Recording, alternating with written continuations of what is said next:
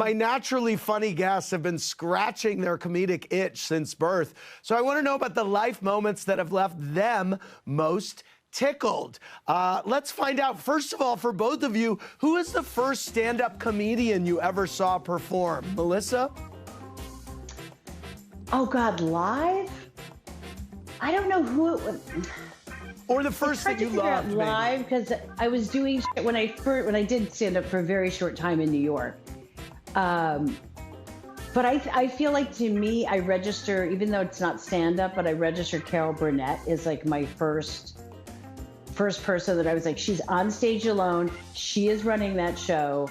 Right. That's from her. And I just remember being like, oh, she's dictating what's funny and what she'll do. And it like hit me as a kid. I was like, it's so funny. She's the butt of the joke, but she's also the one in charge. And I just remember so large for me. Have you gotten to work with her?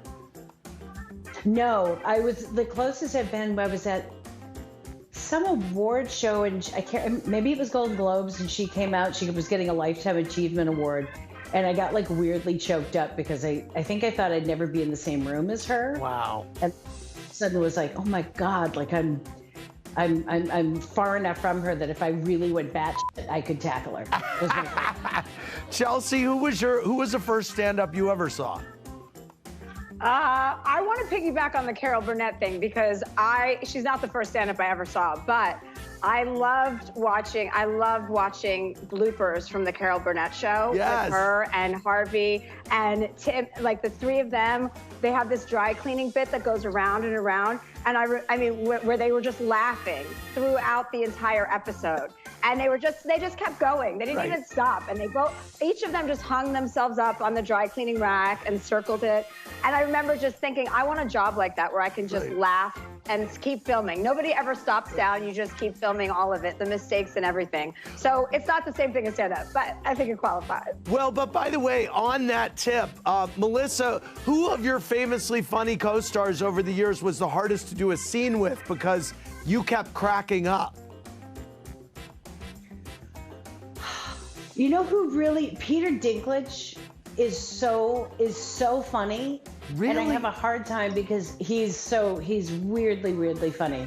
And he has that voice and he kind of does it in a dry way, which always kind of gets me if they're just so straight, but they're kind of relentless. And then I'm pretty useless. Right. Bobby Cannavale really makes me laugh. And then Ben, because I know what is going on in his brain before his face shows it. Right. Which always makes me laugh, so. Chelsea, what's the funniest pickup line that's ever worked on you? Oh, that's not a good, I mean, that's worked on me. I mean, there's a lot of pickup lines that don't work on me, but the one that, I mean, I think he just funniest, shoot. You'd have to just really keep it simple, right? Like the less talking from a man, the better. So it's just like, hi is really a home run at this point. Right. Melissa, you kill every time you're on SNL.